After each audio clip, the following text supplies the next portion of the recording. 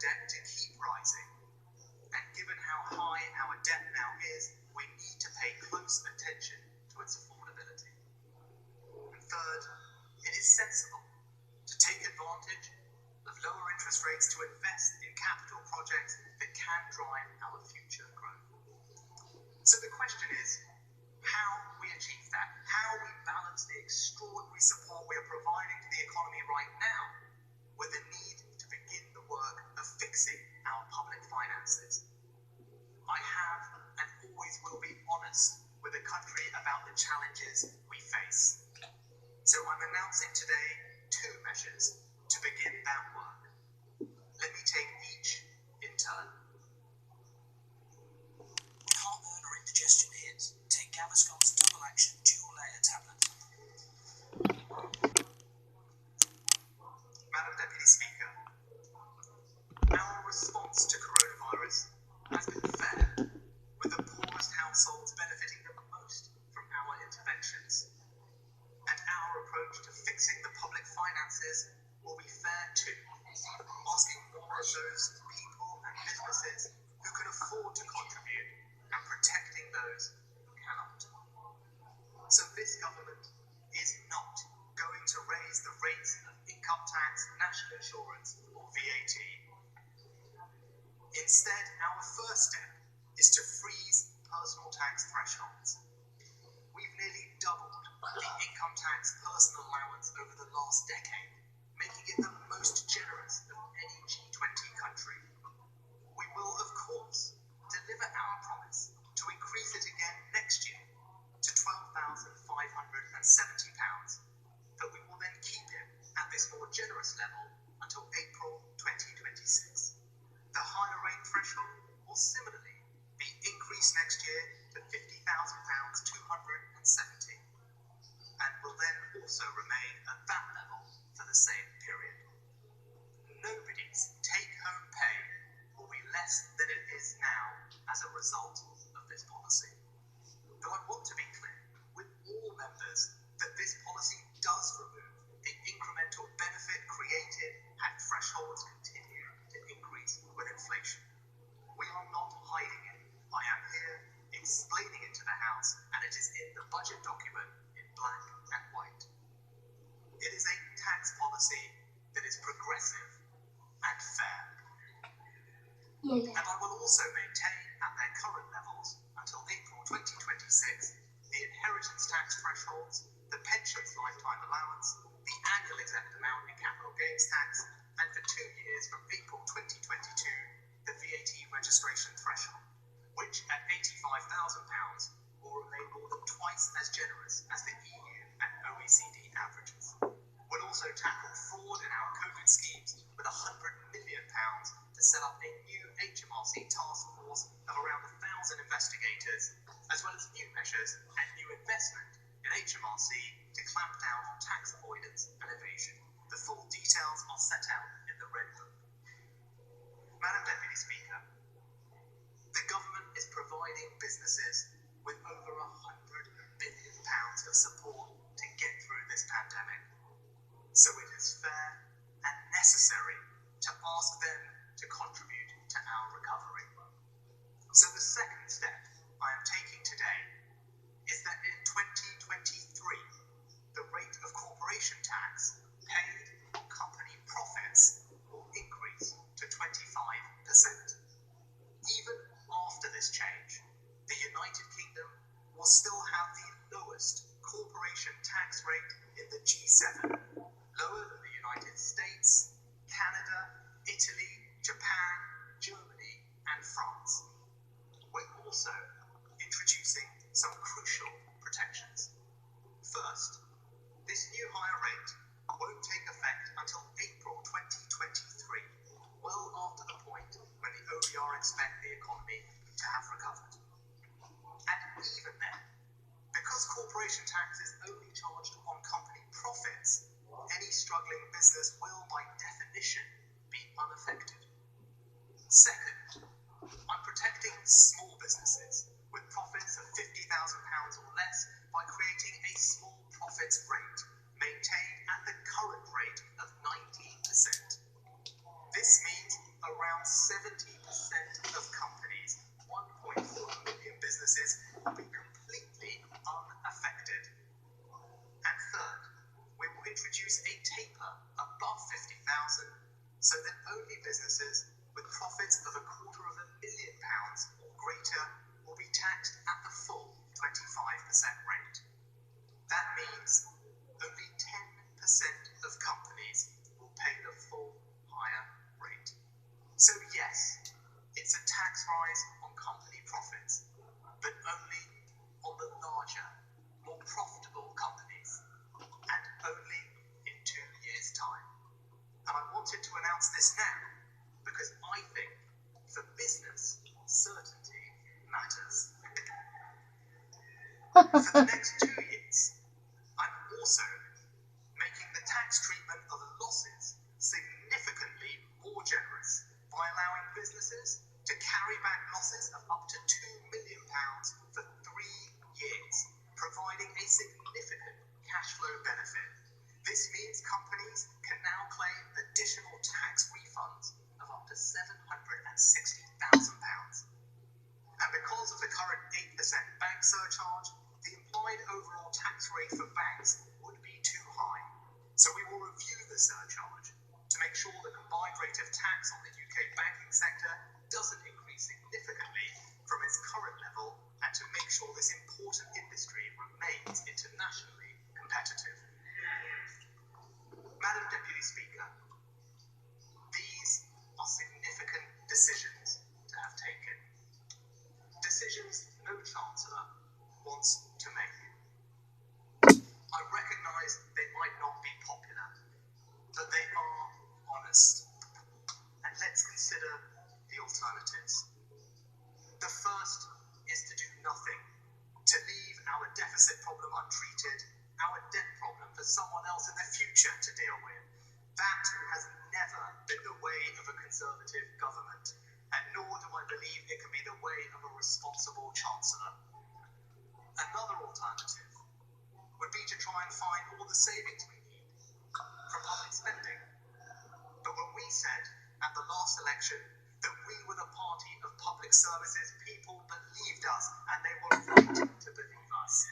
And when we said we'd be the party that invests in new infrastructure, they were right to believe that too. Yeah. The only other alternative would be to increase the rates of tax on working people. But I don't believe that would be right either. So I believe our approach, while bold, is compatible with our duty as a fiscally responsible and business-friendly government. This is the right choice, and I'm confident it will command public assent. I have one final announcement on business tax. With the lowest corporation tax in the G7 and a new small profits rate, the UK will have a pro-business tax regime. But we need to do even more to encourage businesses to invest right now. Business investment creates jobs, lifts growth, spurs innovation, and drives productivity. For decades, we've lagged behind our international peers. Right now, while many businesses are struggling, others have been able to build up significant cash reserves. We need to unlock that investment. We need an investment-led recovery.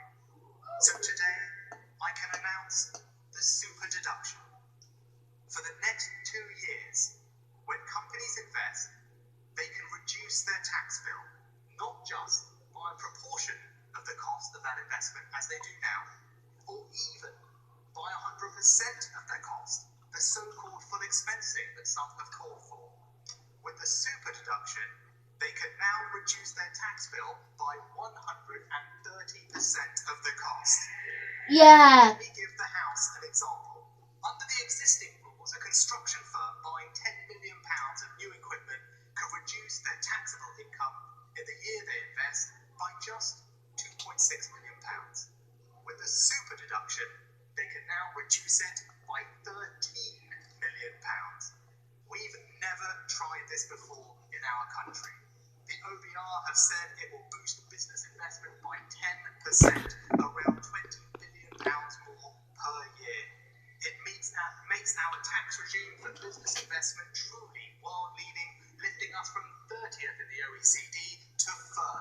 Yeah. And worth £25 billion during the 2 years it is in place, this will be the biggest business tax cut in modern British history.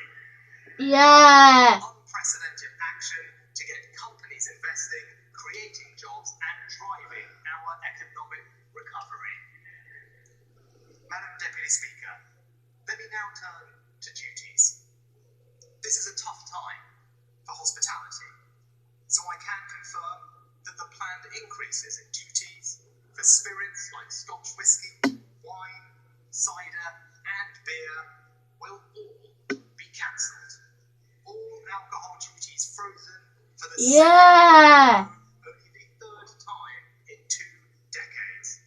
And right now, to keep the cost of living low, I'm not prepared to increase the cost of a tank of fuel. So the planned increase in fuel duty is also cancelled.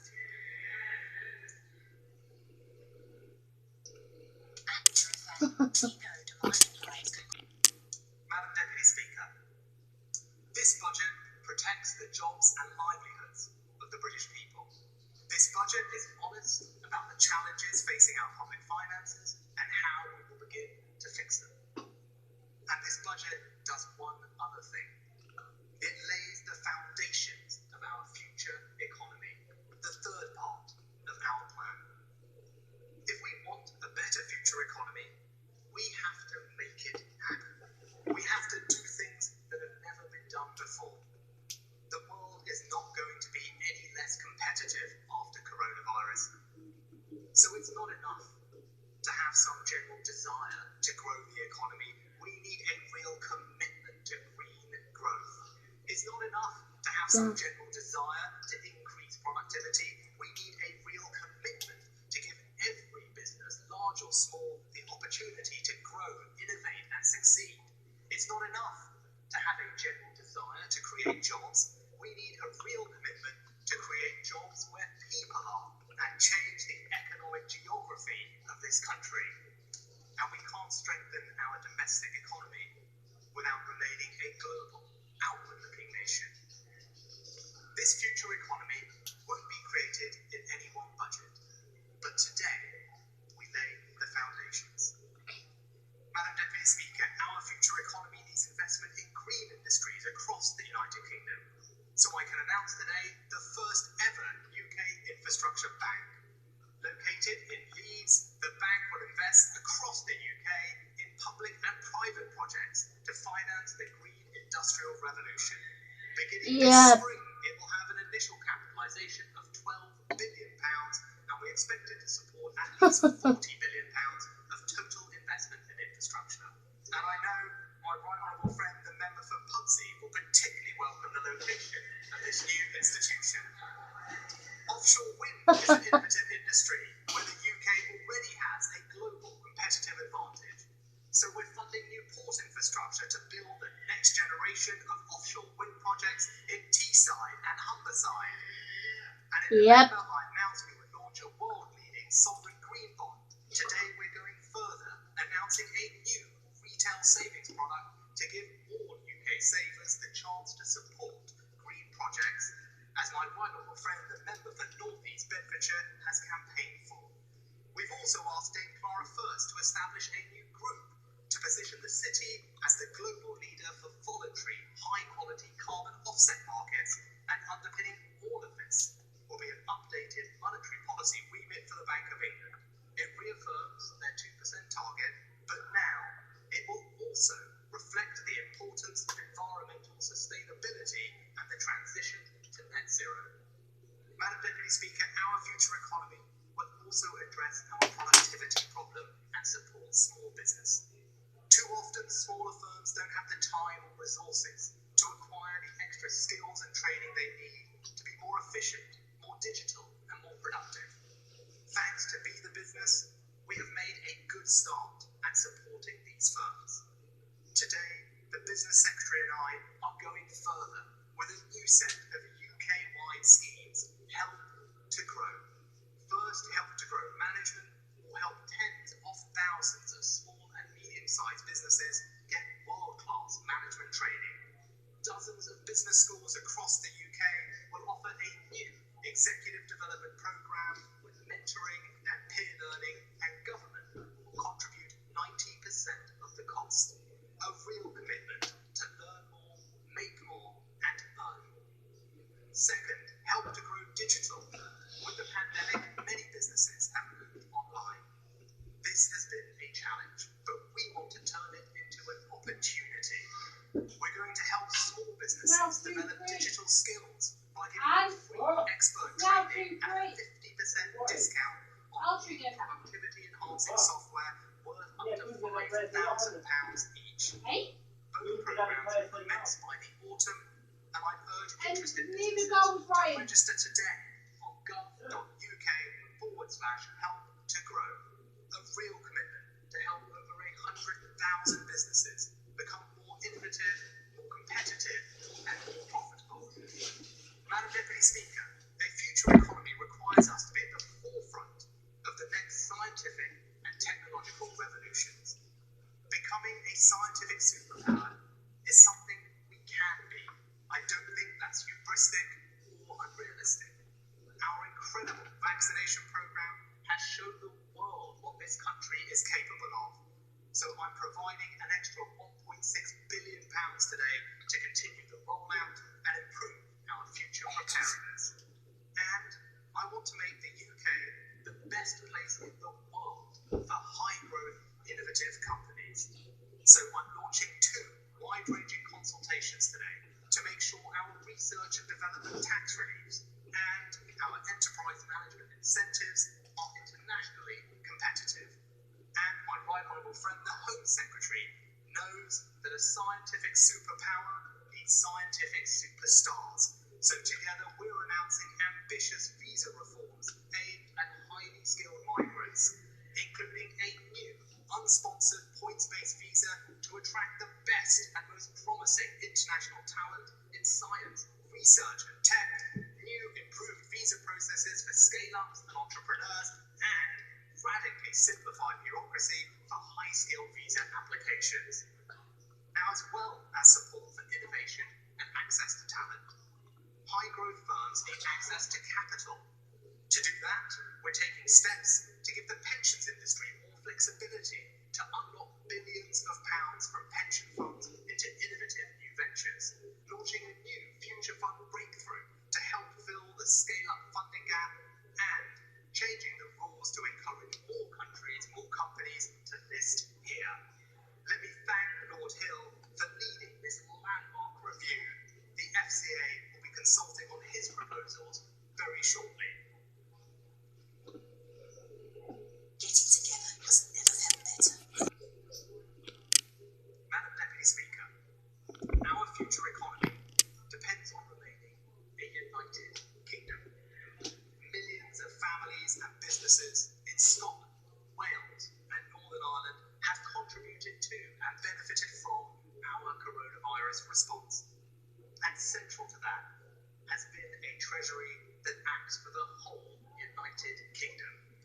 That's not a political point, it's an undeniable truth. The majority of today's budget measures will apply directly to people in all 4 nations of the United Kingdom. And I'm taking further specific steps with 3 accelerated Scottish city and growth deals in Ayrshire, Argyll and Bute and Falkirk, 3 more in North Wales, Mid Wales and Swansea Bay, and funding for the Holyhead Hydrogen Hub, the Global Centre of Rail Excellence in Eastport Talbot, the Aberdeen Energy Transition Zone, as well as the Global Underwater Hub and North Sea Transition Deal, along with the first allocations of the £400 million New Deal for Northern Ireland. And through the Barnett formula, the decisions I'm taking in this budget also increase the funding for the devolved administrations by £1.2 billion in Scotland, £740 million in Wales, and £410 million for the Northern Ireland Executive. And Madam Deputy Speaker, our future economy demands a different economic geography. If we are serious about wanting to level up, that starts with the institutions of economic power.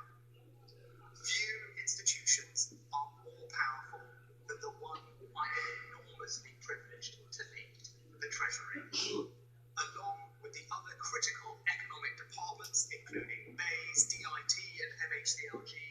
We will establish a new economic campus in Darlington. Yeah. My honourable friend, the member for Darlington, will particularly welcome this announcement. Redrawing our economic map means rebalancing our economic investment.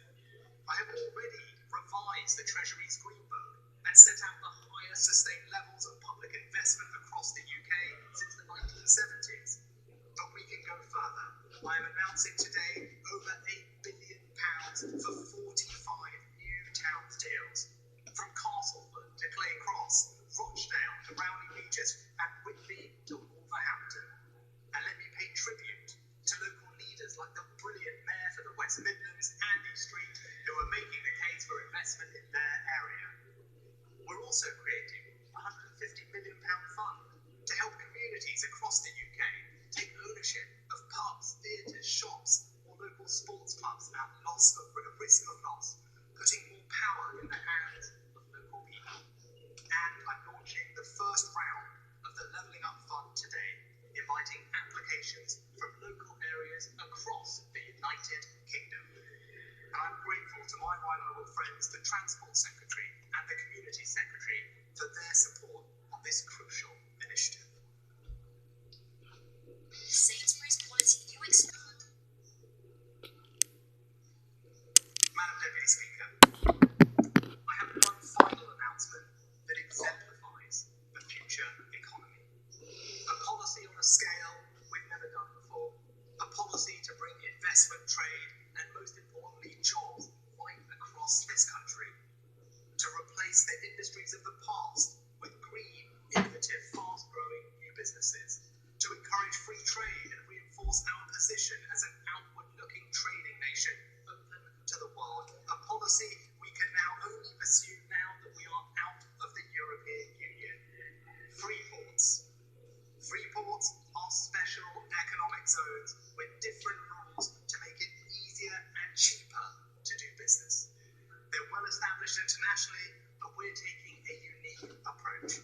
Our free ports will have simpler planning to allow businesses to build, infrastructure funding to improve transport links, cheaper customs with favourable tariffs, VAT or duties, and lower taxes with tax breaks to encourage construction, private investment and job creation.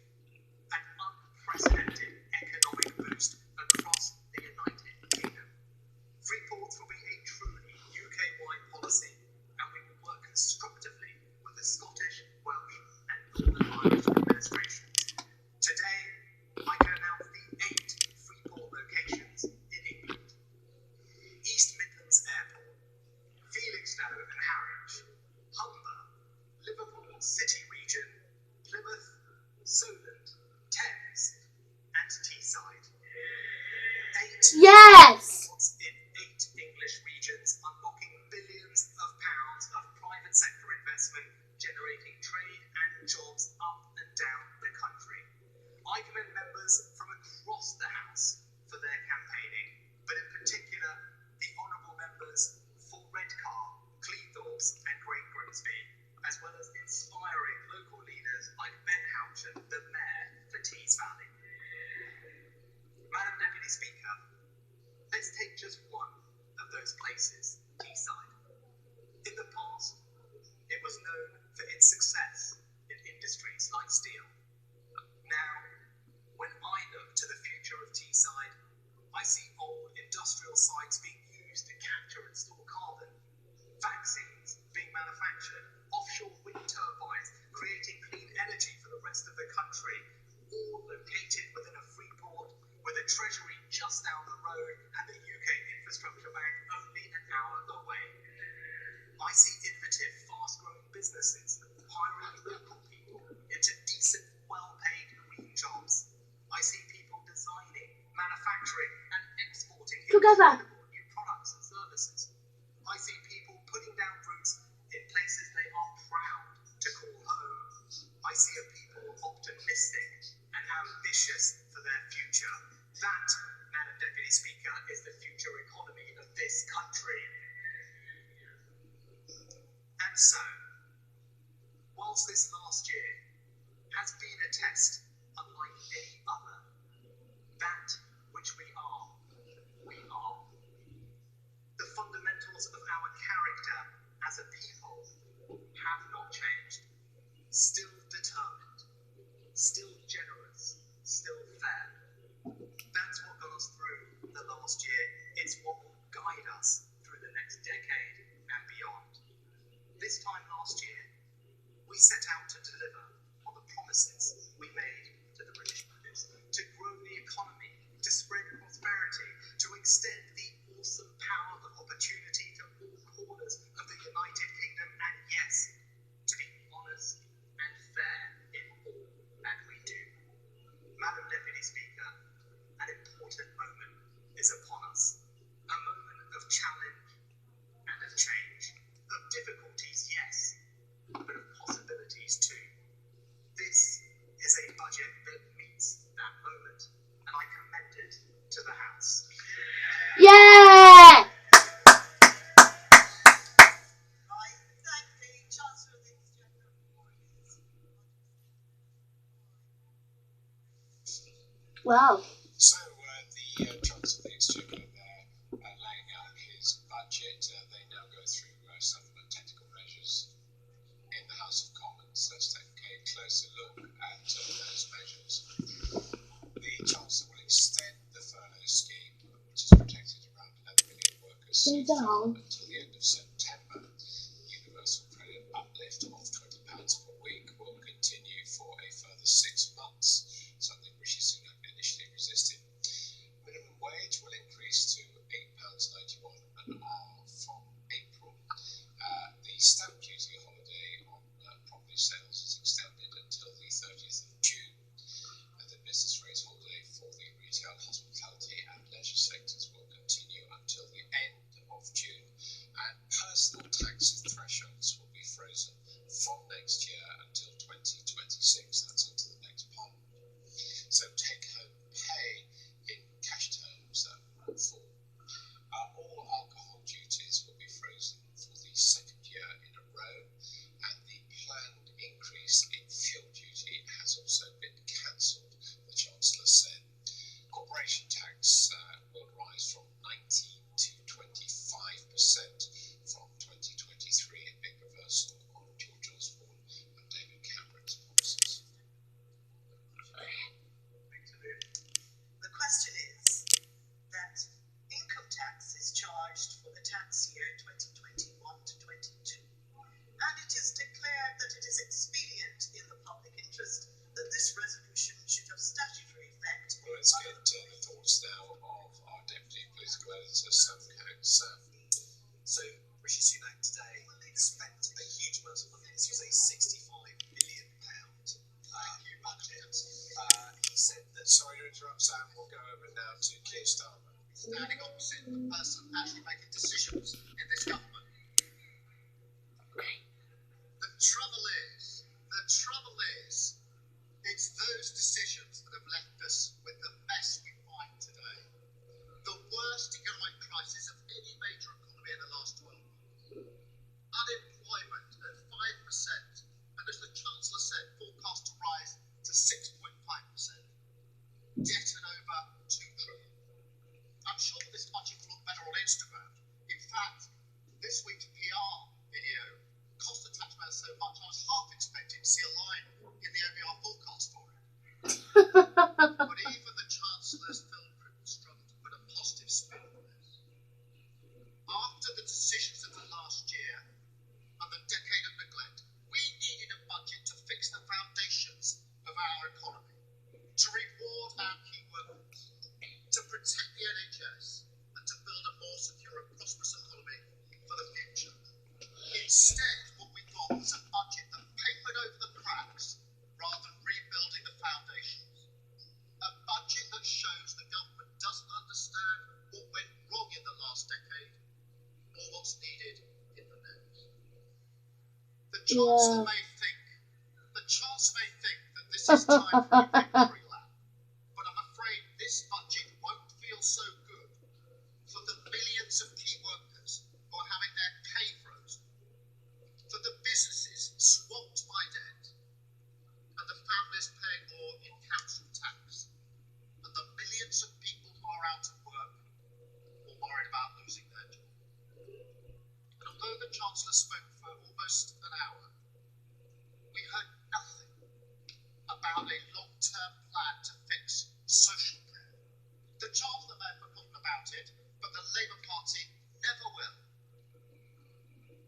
The British people will rightly ask, why has Britain suffered a worse economic crisis than any major economy? The answer is staring us in the face.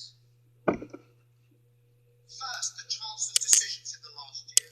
This is the Chancellor who blocked a circuit break in September.